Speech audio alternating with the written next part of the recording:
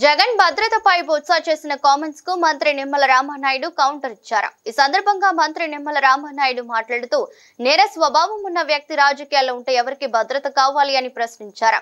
భద్రత కావాల్సింది జగన్ కి కాదు, జగన్ నుండి రాష్ట్రానికి ప్రజలకు భద్రత కావాలి అన్నారు. జగన్మోహన్ రెడ్డి తన భద్రత గురించి ఇంతకు ముందే బొత్స సత్యనారాయణ గారు జగన్మోహన్ రెడ్డి భద్రత గురించి మాట్లాడుతూ ఉంటే అసలు భద్రత ఎవరికి ఉండాలి?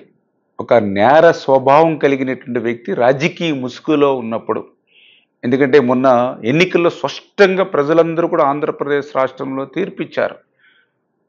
నేర స్వభావం కలిగినటువంటి జగన్మోహన్ రెడ్డి రాజకీయ ముసుగులో ఉన్నప్పుడు ఆయన నుంచి, ఆ జగన్మోహన్ రెడ్డి నుంచి ఈ రాష్ట్రానికి భద్రత కావాలి, ఈ రాష్ట్ర ప్రజలకు భద్రత కావాలని మొన్న ప్రజాస్వామ్యబద్ధంగా ప్రజలు ఇచ్చినటువంటి తీర్పు.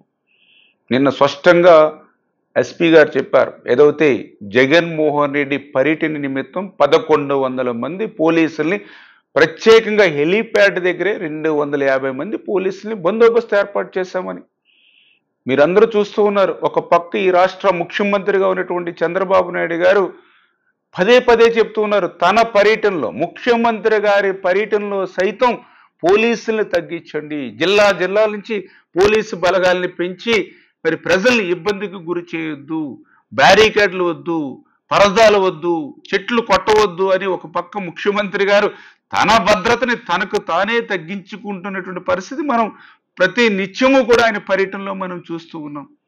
సరే, జగన్మోహన్ రెడ్డి గారు నిన్న ఏదైతే ఆ పర్యటనకు వచ్చింది, ఆయన పరామర్శకు వచ్చారా, బల ప్రదర్శనకు వచ్చారా?